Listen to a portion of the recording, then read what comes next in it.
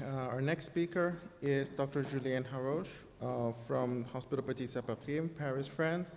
He is an ECD Care Center lead scientist, physician, and ECGDA Medical Advisory Board, and he will be talking to us about ECD treatments.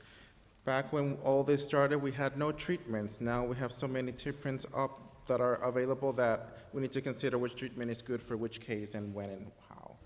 Sir, it's all yours.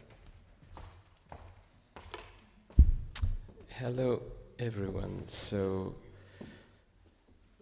I'll talk to you about ECD treatments. And so this is the plan that I was given, and I'll try to stick to it. So the current treatment, the treatment under different circumstances, and how they should be administered, what lengths, dosage, and the lowest level of treatment possible. So it's a tricky question. So this you have seen both with Gaurav and Oshrat.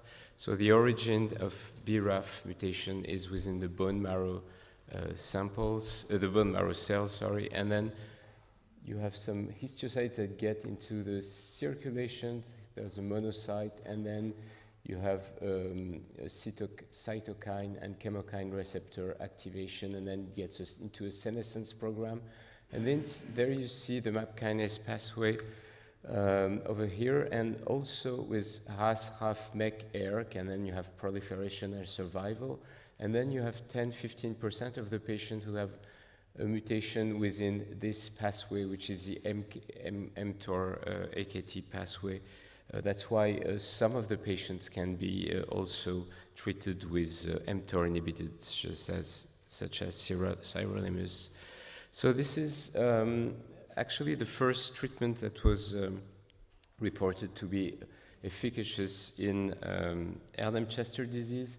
It was originally given sub-Q 3 times a week with several dosage, and it's on the long term, actually interferon alpha was only given to patients with hepatitis C and also with hematologic conditions such as myeloproliferative neoplasm. And about 20 years ago, a little bit less, we started giving these drugs, which was given like really in the long term, and with some half of the patient having tolerance issues such as fatigue and depression. But it was really the first treatment actually who shown to have regression of the infiltration, as you can see, even if it's rather subtle and it takes quite a long time. So this is another example of one patient who had a sort of brain tumor, supracellular meningioma, that you can see here. And then you see that after a year and a half, the supracellular tumor shrinks. And so this was with really high doses of interferon alpha. Actually, this patient, in this case, tolerated it very well, but 9 million 3 times a week has now been replaced by what we call the pegylated form of interferon. And this is one last example of a very severe multisystem ECD patient, and you can see that at one point this patient had a stroke and had a cortical blindness due to the fact that the basilar trunk here did not circulate anymore. And you can see that after a couple of months here, there is again a circulation. That's a proof that interferon alpha, even if it works rather slowly compared to other therapies such as targeted treatment, can be effective for treating some aspect of the disease. So these are the two articles which are quite important in the field. So the team of Hazel Kurzrock published almost 20 years ago this small study with 3 patients who had like mild ECD infiltration. And then what we did with couple of French team. This was retrospective, but it was the first demonstration that when you had interferon alpha, you would live longer, and some of the aspects were well controlled in this disease. You can see here the Kaplan-Meier curve with 46 patients here and 7 who didn't have interferon alpha. So now we give interferon alpha with a pegylated form, so it's only once per week subcutaneously, and you have several dosage, either 90 microgram, which is a quite low dose, 135, and you can go up to 270 micrograms per week. And we're going also to speak about like second lane treatment, which is anakinra, Remicade, that is almost not ever done nowadays, but I won't really speak about it. And there is also sirolimus, which can be given, and of course the targeted therapy. So this is, I don't want to be presumptuous or whatever, but this is my thoughts about ECD treatment and in general, and pegylated interferon in particular, because I was really like involved with PEG interferon therapy. So I believe that most of the patients should be treated, and this is a matter of debate. So a patient that should not be treated is someone who doesn't have high CRP, no like very limited clinical aspect, like a little bone pain, for instance, and no heart or no CNS, and like very limited form of the disease. And in these rare situations, you can probably have a wait and see attitude, and then see after a couple of months if various aspects of the disease, such as PET scan, CRP, and clinical examination varies. And under those conditions, you may discuss this kind of attitude. The reason why I am cautious about that is as soon as you have CRP, which is a bit elevated, then the risk of letting some disease not treated with some inflammation is that you can develop a secondary disease, which can be a problem, which is called amyloidosis. So in my opinion, for the second point, PEG interferon remains a good first option for patients with this disease. Among patients that are not too old, I don't know what is the limit, but I have some issues, like I'm pretty sure every doctors in this room and elsewhere, to start a treatment with a patient who is already tired, over 75 or 80 years old. But this is, again, a case-by-case discussion. And you need to have either a benediction of a psychiatrist or no obvious contraindication, as it can give depression and also fatigue.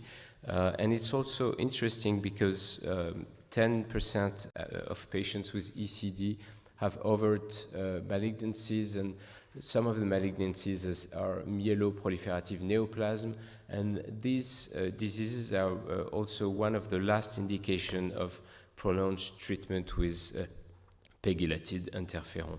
So I think it's worth trying as a first like line of treatment, let's say 6 months to 1 year or 2 years, and you see if it's efficacious and if the patient tolerates well, and if it's tolerable. I would say in my experience that about half the patients tolerate it like very well, and some have a perfectly normal life under the treatment, and the other half it's complicated and even sometimes not tolerable at all. If you are not tolerating, and if it doesn't work, I think it's time to consider other therapy, and in particular targeted therapy if it's indicated. In my opinion, if you have a little bone pain and a few skin lesions and that's all, I think it's a little bit too much at that stage to start a targeted therapy, but other doctors may not have the same feeling as I have. And so I do not consider anymore in 2025 frontline PEG interferon. Obviously, if you have CNS involvement or if you have heart, such as pericardium involvement, unless if you are in a place of the world where you have no access to targeted therapy, and there are still a lot of countries where you can't have it. So I would say the second kind of drug, apart from PEG interferon, which are being used quite often, is anti-IL-1 receptor, which is given sub-Q every day. So you start at 100 milligrams per day, and you can go as far as 200 or 300 milligrams per day, which is rare, but it happens sometimes in very severe bone pain. And I think it remains a good indication, in particular if you have contraindication to PEG interferon, or if you have major side effects of the PEG. The thing you should be cautious, and we have had patients having massive heart involvement, such as tamponade, where the effusion of liquid gets so important that the heart cannot function anymore, and this developed under anakinra. And also we have had some brain tumor, like brain involvement of ECD, which developed despite of the drug. So it's a good option for mild ECD, and it's difficult to define what mild ECD is, but like I would say, non-severe. And there was a nice study by the Italian group, which also shown that it was interested to combine anakinra and targeted therapy, and this improved drug retention. The second treatment option, in particular when you have retroperitoneal involvement, is to give sirolimus or everolimus, which are important, which are the two known drugs to target the AKT mTOR. I showed you on the right part of the picture previously. And you can give without or with steroids, and it's generally very well tolerated, and it's quite easy to monitor, and it's a treatment you get orally. And so it's a good option for non-severe, like probably non-heart or CNS involvement, to give to patients who have no access, again, to targeted therapy. And the important thing is that it's efficacious in both BRAF positive and BRAF negative, which we called wild-type patients, and they could be therefore used irrespective of the BRAF status, and in particular for patients where you do not have the status because the samples were not able to be analyzed, in particular in certain countries. So the first treatments with BRAF inhibitor were given were given 13 years ago, and the story was this one was 3 patients. 2 of them had overlaps form of LCH and ECD, which occur in approximately 15-20% of the patients with ECD who has overt LCH involvement. It's always due to BRAF mutation, and in those 3 patients, 2 out of them had been given previously PEG interferon and Kineret, and they were very severe patients. And at that time, we gave, this was like completely off-label, we gave very high doses of Zelboraf, vemurafenib. It was 4 in the morning and 4 in the evening. So very fast, and this was probably at the same time the basket study, the VE basket study started. We kept on with this story with the 8 patients that were given the drug in the 2-3 first year. And you can see on the upper part of the slides here, it's the same patient with a TEP scanner over time, and you can see that there is a close, like complete extinction of the FDG uptake, which is parallel to the fact that the patient get really improved. And you can see here that, again, for the 8 first patients, you have the SUV max, you have 2 points per patient, and it always gets in the same direction. So after a couple of years, we analyzed the 50 first patients that got BRAF inhibitor, which was vemurafenib or dabrafenib. And here on the right part, you have 15 patients at the time which had cobimetinib. And we, at that time, and we try to do that again, is the fact that most of the patients were given the drug when they were really severe patients with multi-system involvement. And the other thing you have to be cautious is that you give BRAF inhibitor only when you have a BRAF mutation. A couple years after, we also included patients who had been in remission after at least 6 months of BRAF inhibitor. We put them off the drug, and you can see here that the patient always or almost always relapse. And following this study, this was the reason why we still keep the patient under minimum drug.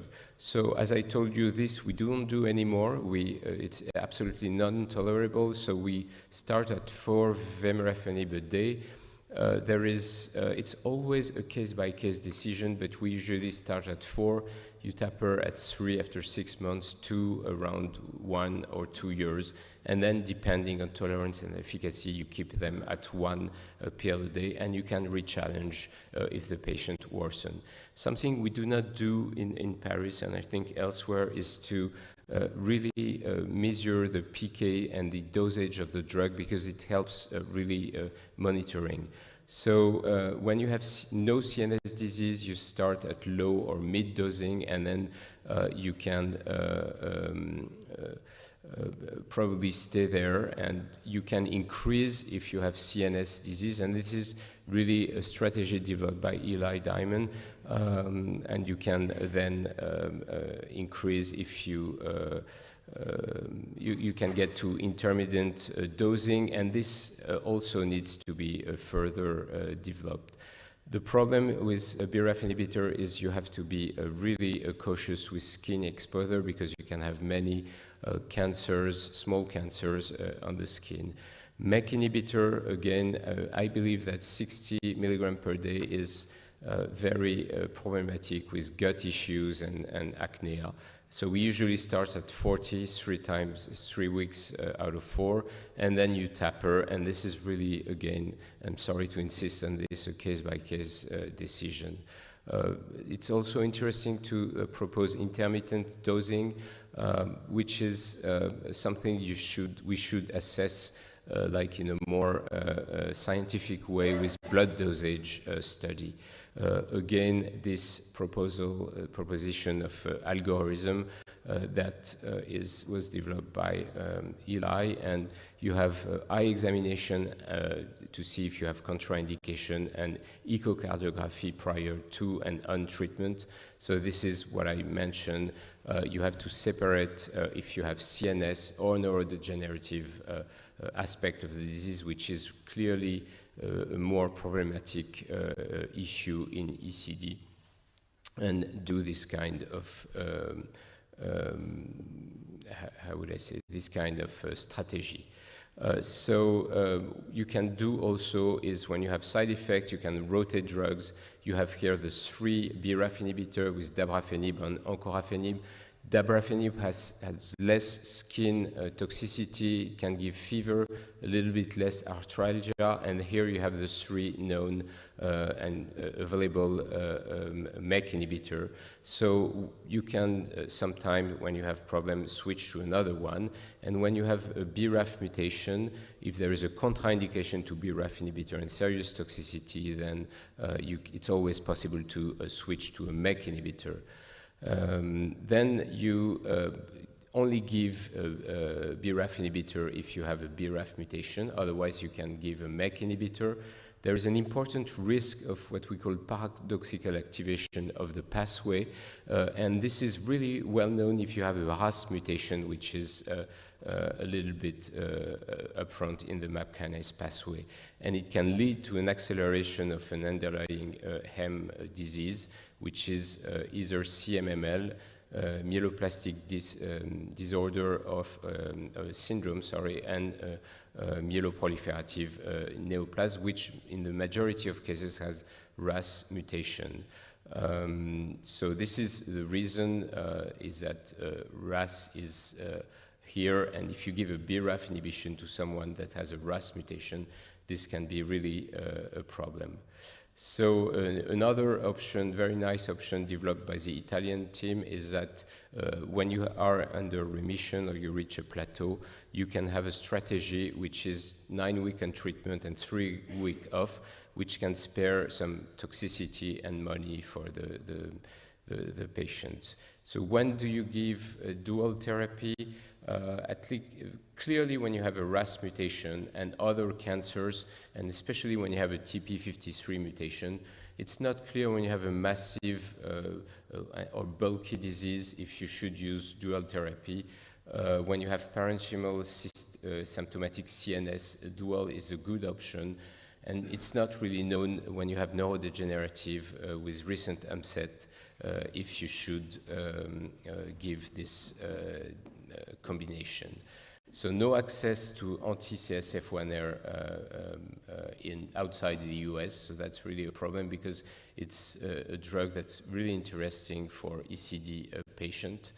And do not forget other treatments and prevention, Minirin, thyroxine, and all endocrinopathies. I forgot on this slide, low-dose aspirin and high blood pressure drugs, painkiller, antidepressive, doxycycline when you have MEK inhibitor, and of course vaccines for most of the immunosuppressive therapy. So my take-home message, it's for ECD, you have 10% of patients who have overt hematologic malignancies, which I listed here, and this has clear therapeutic implications. You should probably prefer MEK inhibitor. There is a specific pattern of BRAF mutation which is associated with cardiac and neurologic phenotype. Neurodegeneration is only seen with BRAF mutation, and clearly interferon alpha and targeted therapies improve survival of the patient. You do not stop anymore, you re-challenge when the patient gets worse. No resistance to date, and this has been used at least probably between 600 and 1,000 patients worldwide with targeted therapy. We do not really know what to do at that point when the patients get better, either treatment holiday, stop treatment and monitor clinic, which I rarely do, stop and go strategy, and back to conventional therapy after, which could be PEG interferon, and intermittent dosing when the plateau is reached. The future options are PAN-ERK, PAN-RAF, and CSF1R inhibitor. And the main problem outside the US, and in particular in Europe, is that it's an off-label use, and there is no EMA approval to date. I think we should only treat patients when you have, like with targeted therapy, of course, when you have heart and or CNS. Safety issues, you will see that in the next talk, and we really need to improve the monitoring and dosage of drugs with cell-free DNA, and there is this ongoing international project with colleagues from MSK and the Italian group to with more than 1,100 patients. which will help refine treatment strategy and to see who to treat. And I would stop here, and sorry if I was long.